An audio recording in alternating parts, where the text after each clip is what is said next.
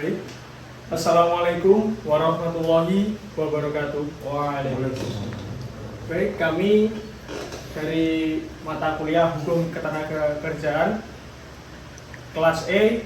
Di sini kami akan membuat video presentasi untuk tugas ujian tengah semester. Baik, sebelumnya perkenalkan, nama saya Muhammad Zaki Irfani dengan NIM akhir 127. Selanjutnya teman saya. Baik, perkenalkan nama saya Esta Satya Andi Pangestu, NIM akhir 070. Baik, perkenalkan nama saya Banida Maulana, NIM akhir 107. Baik, kelompok kami di sini akan membahas tentang perlindungan tenaga kerja yang ada di Indonesia. Saya Muhammad Zaki Irfani di sini akan memimpin untuk pertama presentasi kali ini. Kita mengambil tema perlindungan tenaga kerja yang ada di Indonesia adalah karena kami menganggap bahwasanya perlindungan tenaga kerja adalah suatu hal yang sangat penting yang ada di Indonesia untuk perlindungan para pekerja-pekerjanya.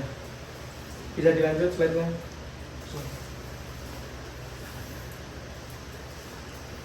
Baik, selanjutnya pasti kita pertama untuk memasuki tema tentang perlindungan tenaga kerja yang ada di Indonesia, kita harus mengetahui landasan-landasan konstitusionalnya dulu yang ada di Undang-Undang Dasar 1945 pasal 27 ayat 2 yang mengatur tentang hak atas pekerjaan dan penghidupan yang layak bagi kemanusiaan. Selanjutnya landasannya ada di UUD 1945 pasal 28D ayat 2 yang mengatur tentang hak untuk bekerja serta mendapat imbalan dan perlakuan yang adil dan layak dalam hubungan kerja. Prinsip utama pada perlindungan tenaga kerja yang ada di Indonesia adalah negara wajib memberikan perlindungan hukum guna menyeimbangkan posisi tawar antara pengusaha dan para pekerja. Selanjutnya, regulasi utama ketenaga kerjaan yakni Undang-Undang Nomor 13 Tahun 2003 tentang ketenaga kerjaan, kodifikasi utama hukum perburuan. Selanjutnya diatur pada Undang-Undang Nomor 6 Tahun 2023 Cipta Kerja, perubahan metode Omnibus Law untuk fleksibilitas pasar kerja dan investasi. Selanjutnya ada di PP nomor 35 tahun 2021 yang mengatur tentang aturan teknis mengenai PKWT, ahli daya, waktu kerja, dan PHK. Selanjutnya PP nomor 49 tahun 2025 yang terbaru yang mengatur tentang landasan hukum baru mengenai sistem pengupahan nasional. Selanjutnya, klasifikasi perlindungan tenaga kerja.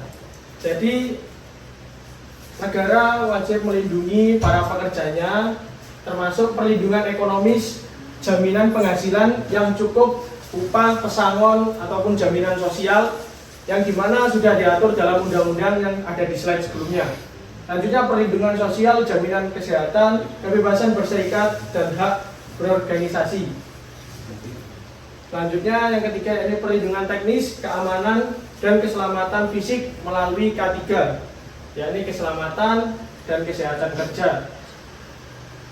Klasifikasi perlindungan tenaga kerja ini sangat penting untuk melindungi hak-hak dan kewajiban para pekerja yang ada di Indonesia. Mungkin cukup, akan dilanjut oleh teman saya. Oke, baik. Untuk selanjutnya akan dilanjut oleh saya. Jadi untuk slide sekarang ini adalah hubungan kerja dan status karyawan. Jadi di dalam hubungan kerja ini ada yang namanya PKWT atau kontrak, yaitu jangka waktu maksimal 5 tahun termasuk perpanjangan. Pengusaha wajib membayar uang kompensasi di akhir kontrak. Lalu yang kedua itu ada PKWT tetap, hubungan kerja tanpa batas waktu. Jadi ada masa percobaan di sini maksimal itu 3 bulan.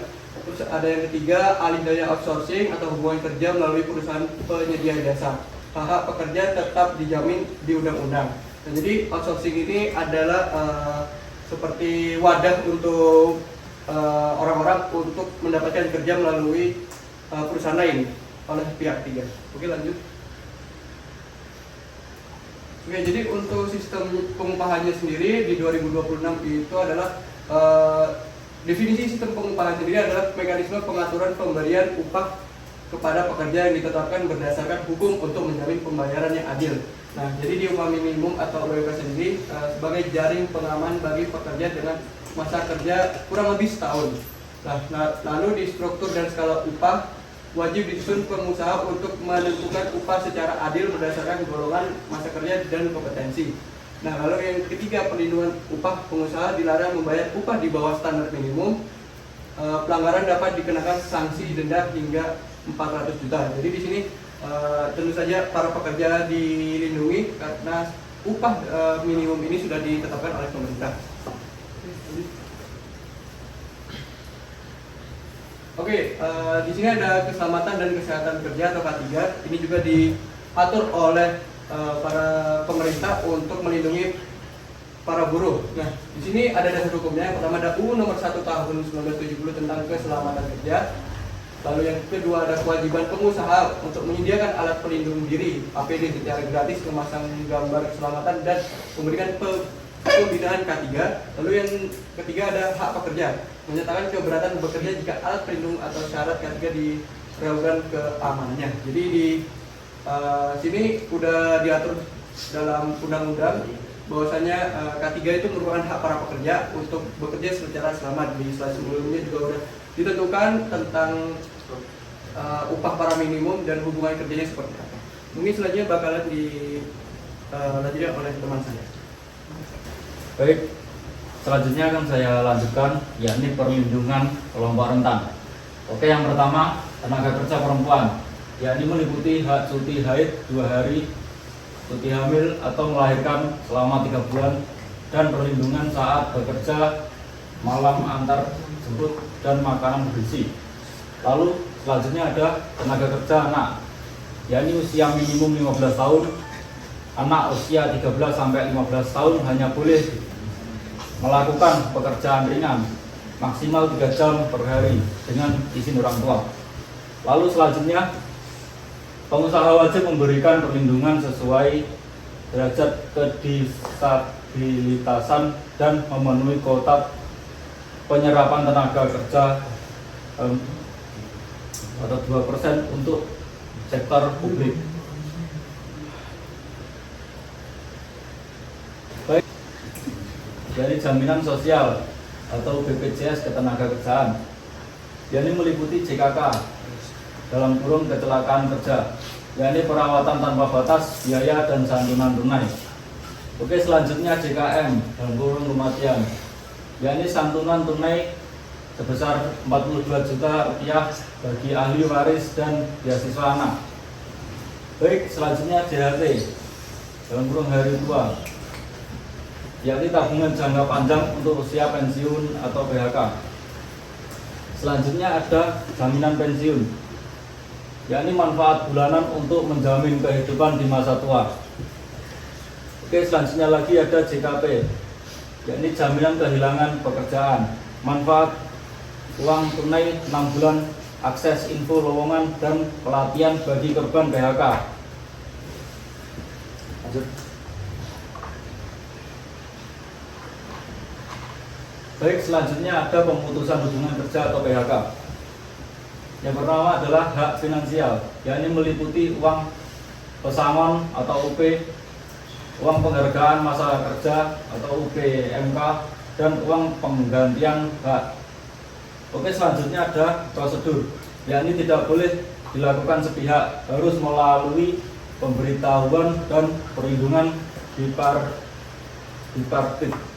Hanya faktor pengalih, yakni besaran pesangon bergantung pada alasan PHK.